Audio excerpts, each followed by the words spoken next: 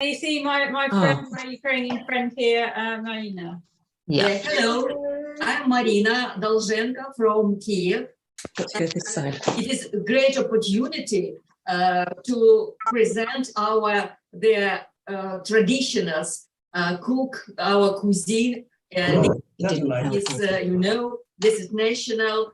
Our soup. It's named Borscht. I'm very happy that it is idea of NAS. It is excellent how the women from UK know this Borscht and want to cook it, and that is why John Philip invited me, and we decided to do this together to show you. But I'm only assistant. The big cooker is the great cooker is NAS, and I'm wearing my traditional Ukrainian outfit today. So I only bought me this beautiful top. It's a traditional Ukrainian top. So you can just see here the beautiful flowers and embroidery on there as well. So hopefully you've got like your ingredients in front of you. I have had a little bit of help with the chopping of the vegetables actually, and beetroot. And this is very important to make very small and thin beetroot. It is very, very nice. Yes, and then if you, it has to be very thin and small too. Yeah. So traditionally they make it quite small, but so however you've done your vegetables is good. But yeah, traditionally they're cut a bit more finely, don't they? And people began to fire. Yeah. So yeah, so the first thing you want to do is want to turn on the hob, and we want to get our. So hopefully you've got your stock. You should have about 1,500 milliliters of stock. For serve about 4 on your stove. So you want to get that sort of going up to the boil. So if you've not done that, if you can switch that on, and when that is coming up to the boil, so I think you're going to chop up some cabbage, aren't you? So I'll let you. But at first we will make fire maybe for beetroot. Yeah. So I will sauce the beetroot, and then you can cut the cabbage. Okay. I've got some cabbage here.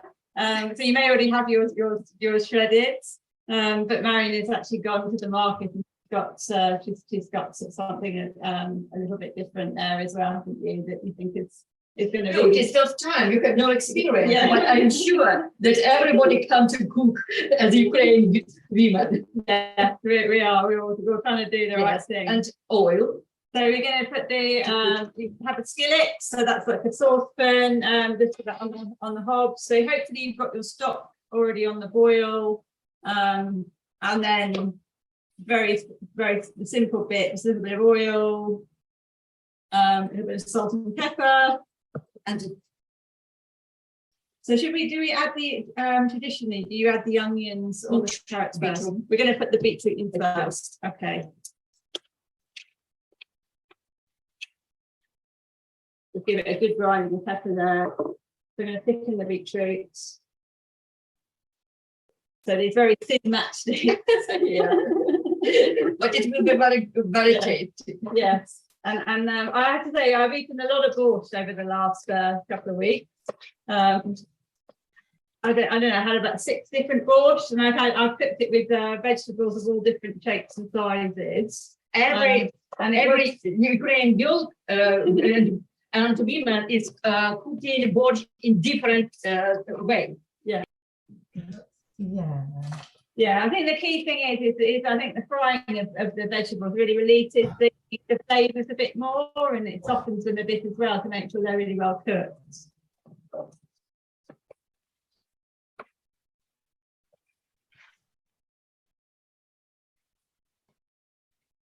Just a few minutes. We can put it's ready. It's ready for such one. Yeah. Yes, we're going to add it to the stock. So if you can kind of do the same, I think realistically to get everything in sync and all cooking in sync is probably going to be quite difficult because things do boil at different times. Your stove might be more powerful than mine, for example. So and beetroot can to be white when it boiled. Yeah. It's important. In this case, when it's be ready, we can to put the potatoes. It is side that we can to put potatoes when beetroot is white, became white. And now we can to onion, to cook onion. Right, so But maybe oil, little bit oil. a little bit more oil, yes. Oil. Yeah, it's got a little bit of oil there, and I think, yeah, but we're not trying to be over healthy, are we? We're trying to enjoy ourselves, but you might want to have more or less oil. So the onions are like quite finely chopped, so hopefully you got sort of an onion. If not, you're going to be chopping furiously away. But we're going to add this to the pan. So my recipe that I use has just got one onion. So you guys have probably just got the one onion, but I think Maryna, you said you like to have quite a lot of onion in your borscht. Yeah, 2 onion. Yeah. Little bit. Oh, it's okay. Nice. Yeah. So how long will it, how brown do we want these onions to be? So I think we just want to get those to sweat a little bit. And put the carrots in as well? Or do we wait? It's okay. It's okay. And I will. Yes, I think we have a few minutes of sweating out those onions. So Maryna is busy chopping some cabbage in the background there as well.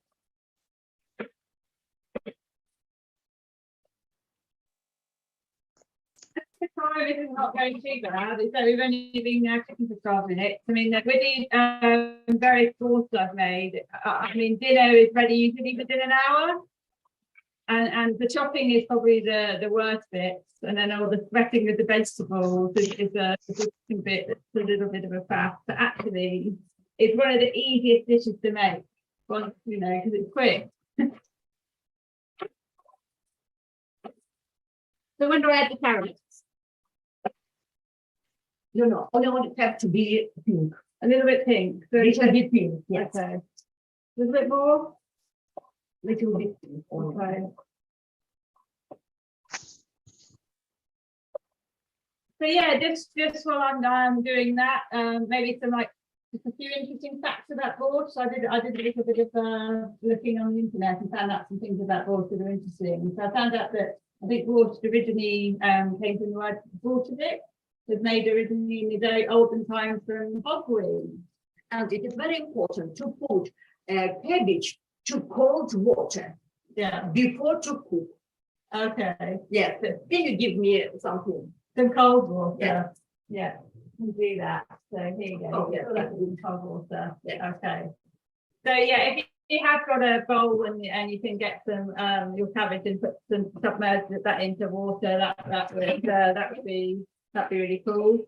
But yeah, in the really olden times, they used to make borscht out of hogweed, and apparently it tasted quite bitter, a little bit like sewage. So thankfully, the recipe has evolved. And I think the actual recognisable borscht using beetroot was made back in the 17th century by ethnic Ukrainians. And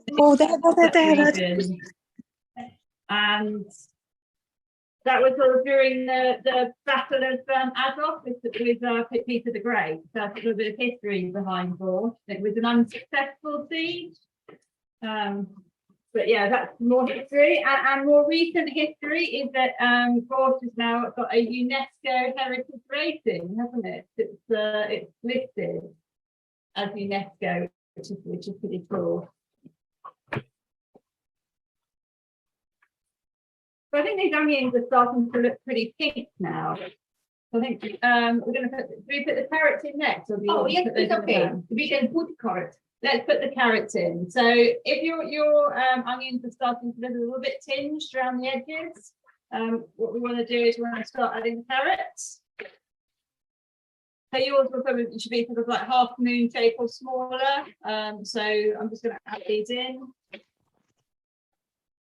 Carrot, Or maybe tell about can to use this one very quickly. oh, for the carrot. Yeah, because it is very quickly to do and have no time. I think we're going to yeah. So it's starting to get a little bit brown around the edges. So how long do you want me to sort of let this sweat? No, it have to be maybe 5 minutes, but then we will put tomato pasta and water. Yeah. It will be water because we have pasta, not tomatoes, but it is pasta. This is why maybe it had some 5 minutes, maybe. Okay, so you add 5 minutes. Just taking this. So what Maryna is like the most important ingredient to make borscht? Like what is the one ingredient? Tomatoes is very important. The Taste. the taste. Is that we adding? No, it is too much. We have, you see, I bring two. Okay. Yes, it has to be a little bit, no, it's spicy, a little bit spicy. Bit spicy. Okay. Yeah, a little bit spicy.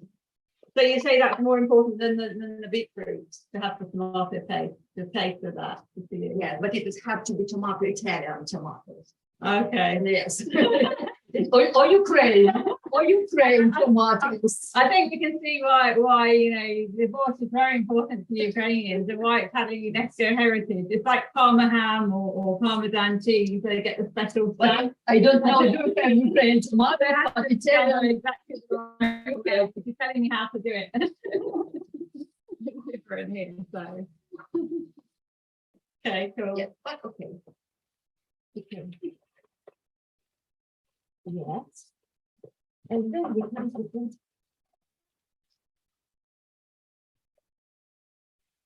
So what we'll do after this is actually finished is we'll send you all the adapted recipe. So the one that Maryna is telling you how to make, we'll send you the instructions so you can make this more easily at home as well. So how much do you want me to add? I normally put like a tablespoon, I think. please more. Okay. Oh, this all. Okay. Yes, it had to be all. There we go. Yeah. That's good. Cool. So No, more. It has to be. We will maybe. yeah, so if you've got, so I think on the instructions it might say sort of a big, large tablespoon of tomato paste. But yeah, if you want to add a little bit more, then you can do. So I think here we're being pretty liberal with this, aren't we? It's going to be quite tomatoey, but yeah, we can cook this to your taste, so you can kind of change things to adapt to what you like as well. If you want to put garlic, you want to put garlic, you can to do this now. Yeah, I have to say I sometimes cheat and I add the sort of like garlic paste in there as well. So at what point do I want to add this to the soup and when am I going to add that delicious cabbage? That's some of my favourite actually is adding cabbage. So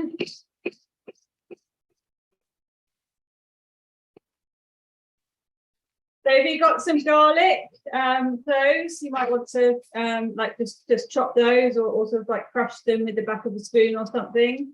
If you like garlic and you're not allergic to garlic, then add as much if you like, a couple of cloves or just some paste. So I've now added that in. So it's looking interesting now. It doesn't quite look like borscht. This is obviously going to need to be added to the beetroot. But yeah, it's quite an aroma coming from this kitchen. Yes. We're going to put this. Okay. Cool. Yeah. The more veggies going in. So you can, if you want, add in pepper. Because it is summer, and yeah, it will be more tasty. Yes, please.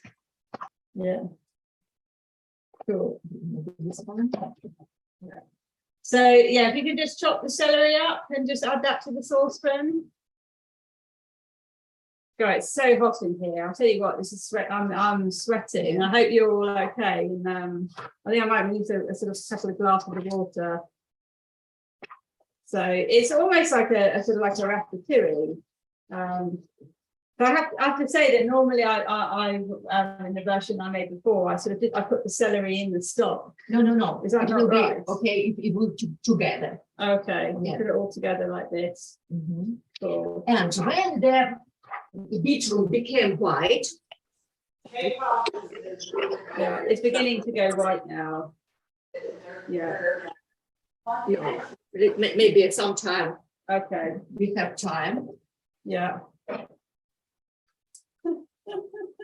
but we invited by the John Philip and our international Rotary fellowship of healthcare professionals. Yes. Yeah, yes. And I want to tell about the great help of this fellowship to us, Ukraine, because you know we have a very, very dangerous war. That is why it was very, very important when we understand that we are not alone in the world, and UK people, we understand. You open your hearts, even you open your houses, your homes, and it is excellent, really, because our refugees came to your homes. It is very, very difficult to my mind to live with unknown people, but you are doing there, and it is excellent, truthfully. And when we understand that we are not alone, Ukraine is not alone, and we understand we have the help from Rotarian, International Rotarian Fellowship of Healthcare Professionals. Truthfully, more than 300,000 pounds. We receive the equipment, we receive the medicine, we receive a lot of tourniquets every week. We receive 2,000 of tourniquets, and it is very important because I am, as a doctor, I understand that our soldiers died through bleeding, because it is very important to receive tourniquets. And that is why I'm very thankful to UK people, to Great Britain, to help us, especially in medicine. Thank you very much. Yeah, I mean it's a sad fact as well that while UK government they're supplying Ukraine with weapons, that more people are injured and they need your help. They need the medical supplies. Continues in a way because the war has become a long war, and hopefully it's important, I think, to keep the Ukrainian traditions alive, keep hope alive, and the great thing about Borscht is it represents unity as well. So if one day all the humans could be like Borscht and all together, all union, and no more war, I mean that would be an amazing thing. It's incredible culture, incredible heritage. So yeah, just keeping my eye on the clocks. I think we have about 10 or 15 minutes left to go only. So I think are we ready to? I think these are now. No, it's got to be a bit more translucent. So I want to add in. Can I add in? Not complete. Sometimes you see the little bit white on the end. Some of them are getting white. Of pieces. So yeah, what you want to do is just keep checking those bits of beetroot in your stock. Hopefully it's bubbling away, and I don't know if you can see these, but they should start turning a little bit translucent. And apparently they need to sort of be white before we add in the vegetables. We're going to turn down the heat. So what's the next thing that we want to be doing? We will put potato. Okay. Potato to boil potato. So have you got your potatoes ready? Yeah. So everyone get your potato, get the tappies going. Can I just show everyone what the potatoes look like? Yes. So to see, because I don't think we did say guys. Yeah. So these are the potatoes. We fly the flag for the potato, the humble potato. So apparently we're going to add these in. So hopefully they're kind of like diced size, but shall I add them? We can put this through. And sort of start kind of wrapping up the seeding. So they go in the soup. So what happened to the cabbage? Is that going Cabbage. Show it, the last one. The cabbage is the last one. Okay. Cabbage is the last. Potatoes will be a little bit ready. Only after this we can to put tomatoes with onion, with carrot, and etc. to the bowl, because tomatoes became more strong than potatoes. That is why it not will be good. That is why we are waiting a little bit, and this is good. This is okay, but maybe this might too. Oh, it's okay. So we take the coffee here. Okay, it's going to be. It's a ready. I have to say I'm absolutely sweating now. So we're going to put the what we'll do. When do we put the cabbage in then? Yes, cabbage is the last one, and I will show you. Does that have to wait till the potatoes are soft, or do we sort of like add those Maryna just before before that happens. You see how cabbages have to be. Oh well, okay. I said Yes, shredded it's cabbage. late. And I definitely know. So one of the rules I have with cabbage is don't have any knobbly bits in it. But I have to say that my cabbage, right? This is embarrassing, guys. This is the cabbage that I cut, ready for this event. And Maryna's showing me her knife skills. It is very important to. This is a very kind of skinny little shredded cabbage. There's no knobbly bits whatsoever. So that's absolutely amazing. So we're going to use that cabbage, not my knobbly. But it is very important to put in cold water. Yeah. Because it became more strong. Right. Oh my God. But about salt, we have to put salt. Salt, a little bit, yeah. Salt. Yeah, so as any good cook knows, your food is only good as your seasoning. And so we're going to do a bit of an ideal Lawson now. We're just going to kind of add a bit of salt and pepper. And I'm just going to taste this actually. So add a good sprinkling of salt in your soup, and I'm going to add a bit of pepper. If you've got bay leaves, you could add the bay leaves as well. I'm just going to taste this. Wow, that's quite strong actually. Yeah, that's really good.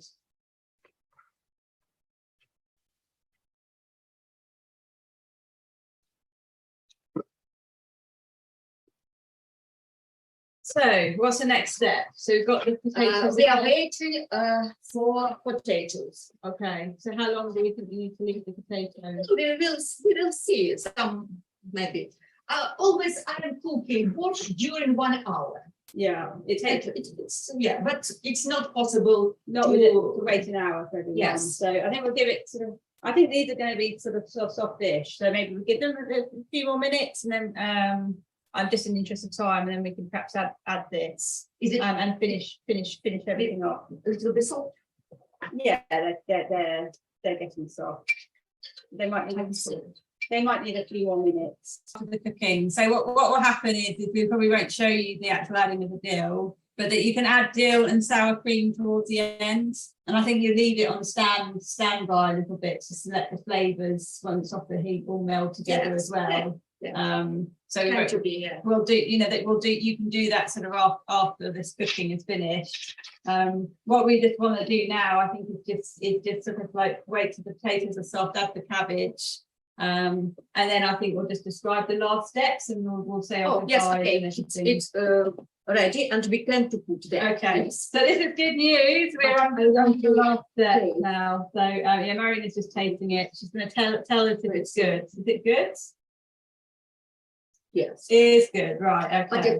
So this and this kind of like mixture, this sort of ratatouille sort of thing that's in the pan, finally go in. And this is going to create a sort of almost like a magic alchemy, right? Yeah. Make this hopefully this like amazing. So we're going to add this in. So you want to get your saucepan here and this fried mixture and mix it all in.